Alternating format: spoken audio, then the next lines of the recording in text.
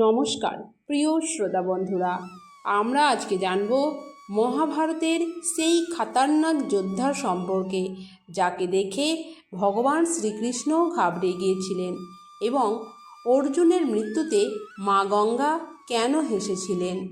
বন্ধুগণ, আমরা সবাই জানি মহাভারতের বেশ কিছু গুরুত্বপূর্ণ চরিত্র রয়েছে। তার মধ্যে সবচেয়ে বড় ধনুর্ধারী হিসেবে অর্জুনকে মানা হয়। তার যুদ্ধ কৌশলের কারণে সে অজয়, অর্থাৎ অর্জুনের সাথে যুদ্ধে কেউ জয়ী হতে পারত না। কিন্তু আজকের ভিডিওতে আমি আপনাদের এমন একটি যুদ্ধ কাহিনী বলবো যেখানে অর্জুন শুধু হেরেছিল তাই নয়, বরং তার মৃত্যু পর্যন্ত হয়েছিল। এখন আমরা জানব সেই মহান যোদ্ধার কথা যে শুধু অর্জুনকে হারিয়েছিল তাই নয়, বরং তাকে নিহত করেছিল, আর তা দেখে মা গঙ্গা হেসেছিলেন। এখন প্রশ্ন হলো, অর্জুনের মৃত্যুতে মা গঙ্গা হেসেছিলেন কেন? বন্ধুগণ, এই কাহিনীটির শুরু হয়েছিল মহাভারতের কুরুক্ষেত্রে।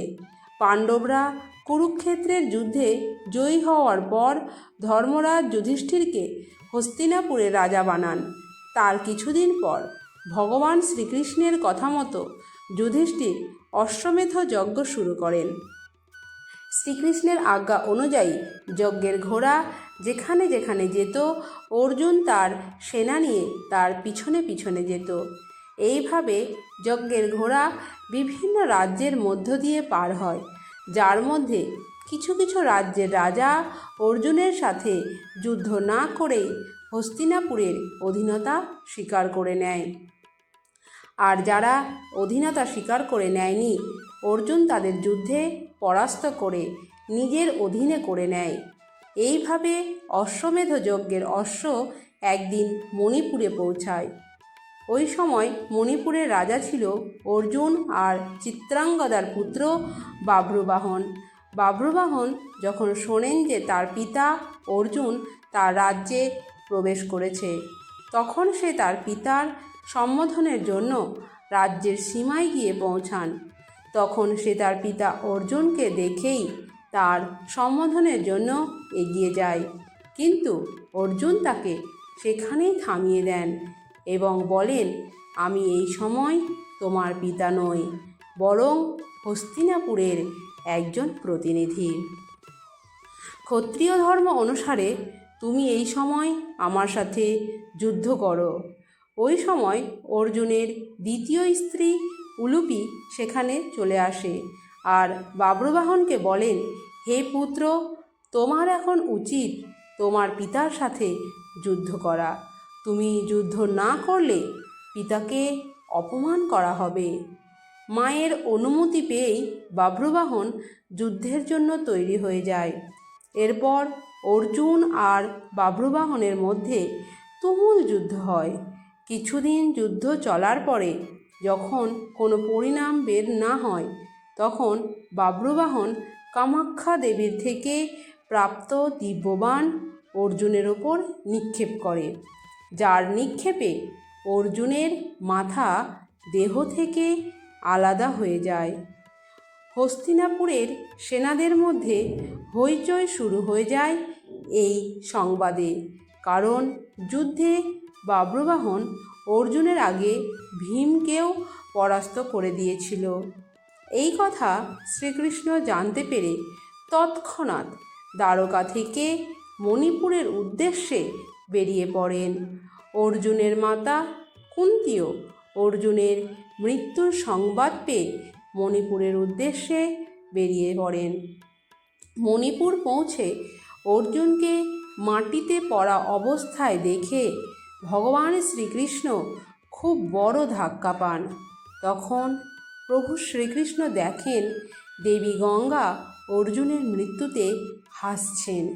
এই সময়ে কুন্তিও সেখানে পৌঁছে যান আর নিজের সন্তানের মৃতদেহকে কোলে রেখে দুঃখ করতে থাকেন। কুন্তিকে দুঃখ করতে দেখে দেবী গঙ্গা থাকতে পারেননি, আর তিনি কুন্তিকে বলেন, হে কুন্তি, তুমি বৃথাই কাঁদছ, কেননা তোমার পুত্র অর্জুন তার কর্মের ফল পেয়েছে। আমার পুত্র ভীষ্ম তাকে নিজের সন্তানসম স্নেহ করত। তারপরেও সে শিখণ্ডীর সাহায্য নিয়ে আমার পুত্র ভীষ্মকে হত্যা করে। আমিও সেই সময় এইভাবেই কান্না করেছিলাম, যেভাবে তুমি আজ তোমার ছেলের জন্য কাঁদছ। আমি আমার সন্তানের হত্যার প্রতিশোধ নিয়েছি, কেননা যে কামাখ্যা দেবীর বাণের সাহায্যে বাব্রুবাহন অর্জুনের মাথা ধর থেকে আলাদা করে দেয়, সেটি আমার দ্বারাই দান করা বাণ। দেবী গঙ্গার মুখে প্রতিশোধের কথা শুনে প্রভু শ্রীকৃষ্ণ অবাক হয়ে যান, আর তিনি বলেন, হে দেবী, আপনি কোন প্রতিশোধের কথা বলছেন? আপনি কার কার ওপর প্রতিশোধ নেবেন? অর্জুনের মা কুন্তির ওপর নাকি অর্জুনের ওপর? আপনি একজন মায়ের ওপর কী করে প্রতিশোধ নিতে পারেন? তখন দেবী গঙ্গা শ্রীকৃষ্ণকে বলেন, হে বাসুদেব, এসব তো আপনি জানেনই যে অর্জুন সেই সময় আমার পুত্রকে হত্যা করেছিল। যখন সে আহত ছিল, অর্জুনের এসব করা যখন উচিত হয়েছিল, তখন অর্জুনের হত্যা তার পুত্র দ্বারা করিয়ে আমি কি ভুল করেছি? তখন প্রভু শ্রীকৃষ্ণ দেবী গঙ্গাকে বুঝিয়ে বলেন, হে দেবী, অর্জুন যেভাবে তার পিতামহকে হত্যা করেছে, সেই পরিস্থিতি স্বয়ং পিতামহই অর্জুনকে বলেছিলেন। পিতামহ জানতেন যে তিনি বেঁচে থাকতে পাণ্ডবদের বিজয় অসম্ভব। এই কারণে তিনি স্বয়ং যুদ্ধ থেকে সরে যাওয়ার রাস্তা অর্জুনকে বলেছিলেন। অর্জুন তো বাব্রুবাহনের প্রহারকে শুধু আটকে ছিল, স্বয়ং নিজে প্রহার তো করেনি। অর্জুন তো কামাখ্যা দেবীর দ্বারা দেওয়া বাণ আর আপনার মান বাড়িয়েছে। শ্রীকৃষ্ণের কথা শুনে দেবী গঙ্গা দোটানায় পড়ে যান। দেবী গঙ্গা শ্রীকৃষ্ণকে বলেন এই দোটানা থেকে বাইরে বেরোনোর জন্য রাস্তা বলে দিতে। তারপর এভাবে শ্রীকৃষ্ণ দেবী গঙ্গাকে তার প্রতিজ্ঞা ফিরিয়ে নিতে বলেন। এরপর দেবী গঙ্গা অর্জুনের মাথাকে শরীরের সঙ্গে যুক্ত করার রাস্তা বলে দেন। তারপরে শ্রীকৃষ্ণ অর্জুনের দ্বিতীয় স্ত্রী ও বাব্রুবাহনের সৎমা উলুপির থেকে প্রাপ্ত নাগমণি দিয়ে অর্জুনকে জীবন্ত করে দেয়।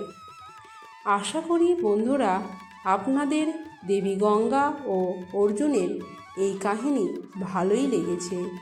এই রকম আরও নতুন নতুন কাহিনীর ভিডিও নিয়ে আমি আপনাদের সামনে উপস্থিত হব।